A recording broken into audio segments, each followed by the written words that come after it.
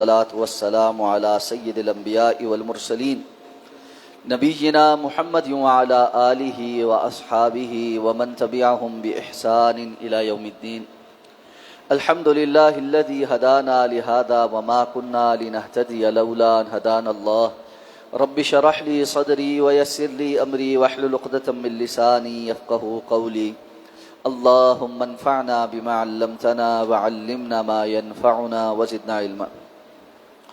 اللہ تعالیٰ کے فضل و احسان سے سورہ ہود کی آیت نمبر 83 تک ہمارا سبق مکمل ہو چکا ہے اور آیت نمبر 84 سے انشاءاللہ آج ہمارے سبق کا آغاز ہو۔ اعوذ باللہ من الشیطان الرجیم، بسم اللہ الرحمن الرحیم۔ وَإِلَى مَدْيَنَ أَخَاهُمْ شُعَيْبًا قال يا قوم اعبدوا الله ما لكم من إله غيره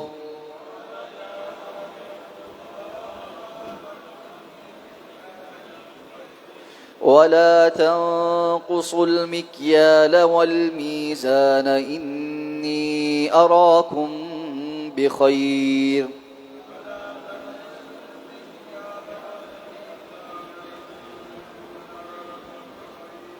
وإني أخاف عليكم عذاب يوم محيط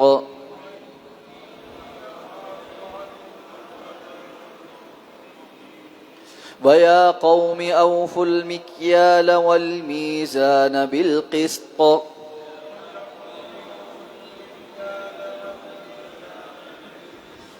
ولا تبخسوا الناس أشياءهم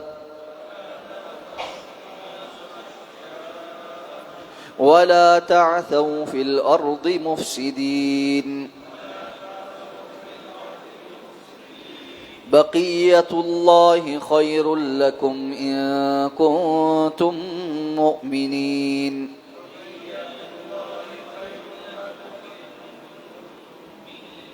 وما أنا عليكم بحفيظ۔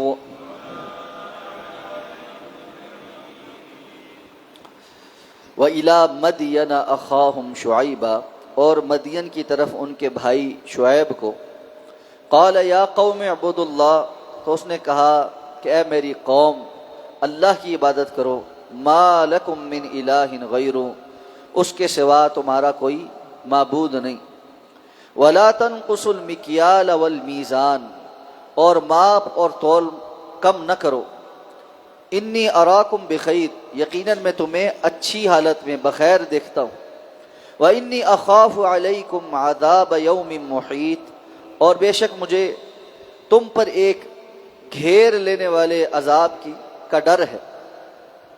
ویا قوم، اور اے میری قوم، اوفوا المکیال والمیزان بالقسط، ماپ اور تول انصاف کے ساتھ پورا کرو، ولا تبخسوا الناس اشیاءہم، اور لوگوں کو ان کی چیزیں کم نہ دو، ولا تعثوا فی الارض مفسدین، اور زمین میں فساد کرتے ہوئے دنگا نہ مچاؤ، بقیت اللہ خیر لکم، اللہ کا باقی بچا ہوا تمہارے لیے بہتر ہے، ان کنتم مؤمنین، اگر تم مومن ہو، وما انا علیکم بحفیظ، اور میں ہرگز تم پر کوئی نگہبان نہیں، حفیظ نہیں ہوں۔ گزشتہ آیات میں قوم لوط کا تذکرہ ہونے کے بعد اب حضرت شعیب علیہ السلام کی قوم کا تذکرہ مختصراً ہو رہا ہے۔ حضرت شعیب علیہ السلام کو مدین کے رہنے والوں کی جانب بھیجا گیا۔ اس قوم کے اندر دو بڑی برائیاں تھیں، ایک تو یہ بھی شرک کرتے تھے، جس طرح سابقہ اقوام میں ایک برائی شرک کی تھی، اور اس کے ساتھ ساتھ یہ مالی معاملات میں کرپٹ تھے، اور ان کی کرپشن یہ تھی کہ یہ ناپتے اور تولتے، دوسروں کو مال دیتے ہوئے کمی کرتے تھے اور اس کو اپنی صلاحیت سمجھتے تھے۔ حضرت شعیب علیہ السلام نے ان کو کہا کہ ایک تو اللہ کی عبادت کرو، اللہ کے سوا تمہارا کوئی معبود نہیں، اور یہ تمام انبیاء کی مشترکہ دعوت ہے۔ تو ہم جتنے انبیاء کا تذکرہ پڑھ رہے ہیں اس سے یہ بات پتہ چلتی ہے کہ انبیاء سب سے پہلے اللہ رب العزت کا تعارف کروانے، اللہ کی توحید کا پیغام دینے اور لوگوں کو اللہ کی خالص عبادت کرنے کی دعوت دیتے ہیں، اور اس کے ساتھ ساتھ معاشرتی برائیوں کے خاتمے کے لیے بھی آتے ہیں۔ تو معاشرتی برائیاں جس سے لوگ ایک دوسرے کو نقصان پہنچاتے ہیں ان سے بھی روکتے ہیں۔ تو حقوق اللہ اور حقوق العباد یہ دونوں ہی تمام انبیاء کی دعوت کا محور رہے ہیں، اور ان دونوں کو ہی ماننا در حقیقت اسلام کو قبول کرنا ہے۔ فی زمانہ ایک بڑا مسئلہ یہ ہے کہ لوگوں نے دین کو تقسیم کر لیا۔ بعض لوگوں نے اللہ کے حقوق پر زور دے رکھا ہے اور حقوق العباد سے بالکل عہدہ برا ہو گئے، اور بعض لوگ اللہ کے حقوق کے غاصب ہیں، چور ہیں، اور حقوق العباد کے چیمپئن ہیں۔ یہ دونوں ہی باتیں ناقابل قبول ہیں، اور کتاب و سنت کو گہرائی کے ساتھ پڑھا جائے، مطالعہ کیا جائے تو واضح طور پہ پتہ چلتا ہے کہ ان دونوں معاملوں کو بیک وقت پورا کرنا ہی نجات کا ذریعہ بنے گا، وگرنہ اللہ کے ہاں پکڑ ہو جائے گی۔ اس لیے اللہ کی توحید کا اقرار بھی اور لوگوں کے ساتھ معاملات میں معاشرتی اصول اور ضابطوں میں بھی اللہ رب العزت کی قائم کردہ حدود کا خیال کرنا، تب جا کر انسان کی نجات ہوگی۔ اب حضرت شعیب علیہ السلام نے ان کو ان دونوں باتوں کی دعوت دی، ایک تو اللہ کی عبادت کرو، اور دوسرا ساتھ کہا کہ یہ تم جو ماپ تول میں کمی کرتے ہو یہ نہ کرو۔ کیوں؟ انی اراکم بخیر، میں تمہیں بالکل ٹھیک ٹھاک دیکھتا ہوں۔ یعنی تمہارا ایسا کرنا اس وجہ سے نہیں ہے کہ تم میں سے وہ لوگ کچھ ڈنڈی مار رہے ہیں جو بڑے غریب ہیں، بڑے کمزور ہیں اور ان کا کچھ گزارا نہیں چل رہا، تو چلو وہ کوئی اس طرح ڈنڈی شنڈی مار کے اپنا گزارا چلا رہا۔ تم ٹھیک ٹھاک لوگ ہو، کھاتے پیتے ہو، تمہیں کوئی مسئلہ نہیں ہے، اور اگر تم یہ ڈنڈی نہ مارو تب بھی کوئی مسئلہ نہیں ہوگا، لیکن یہ ایک عادت ہے اور ایک فطرت بن گئی ہے تمہاری۔ اگر آپ اس چیز کو ہمارے معاشرے پر منطبق کریں نا تو بڑی واضح بات نظر آتی ہے کہ یہ کیا ہے۔ ایک تو وہ طبقہ ہے جو محروم ہے اور ان کے پاس اپنا گزر بسر کرنے کے بھی معاملات بڑے خراب ہیں، وہ تو جو خرابی کر رہے ہیں وہ ایک علیحدہ موضوع ہے، لیکن وہ لوگ جن کو اللہ نے سب کچھ دیا ہوا ہے، جو لوٹ مار وہ کر رہے ہیں، انسان حیران رہ جاتا ہے کہ یہ بندہ چاہتا کیا ہے اپنی زندگی۔ ابھی کچھ عرصہ پہلے حج گزرا ہے، ہمارے کچھ ساتھی حج پر گئے ہوئے تھے۔ جتنے ساتھی حج پر گئے، کوئی بڑے وی آئی پی پیکج میں گیا تھا، کوئی اکانومی میں گیا تھا، کوئی سرکاری میں گیا تھا، ایک بات آ کر سب نے مشترکہ طور پر بیان کی، اور وہ یہ تھی کہ ہمارے جو لوگ وہاں حج عمرے کے لیے حج کے لیے گئے ہوئے تھے، ان کی حرکات اور سکنات اور ان کے معاملات کو دیکھنے کے بعد یہ شرمندگی ہوتی تھی کہ ہم ان کے ساتھ آئے۔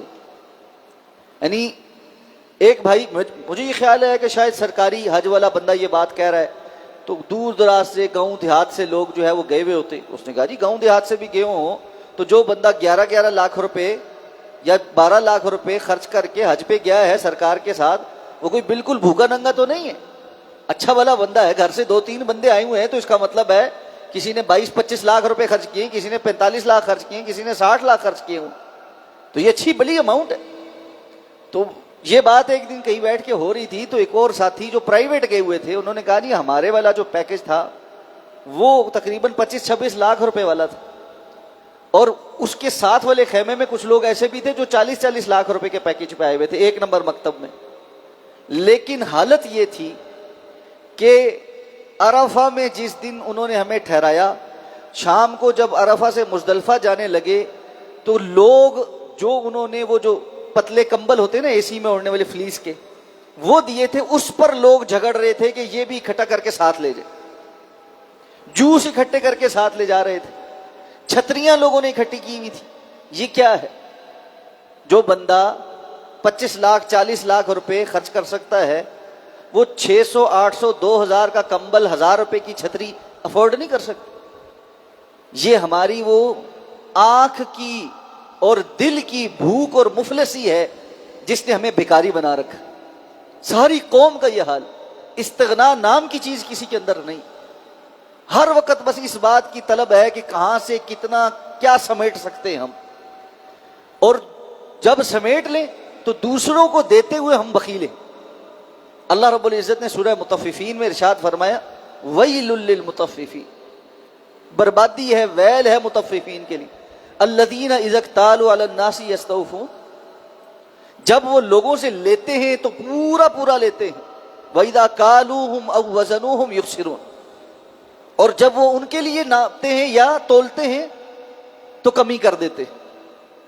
جب لیتے ہیں, ہمارے ہاں کپڑا بیچنے والے لوگ ہیں, آپ ان سے ذرا بات کریں, لیتے میٹروں کے حساب سے ہیں, بیچتے گزوں کے حساب سے.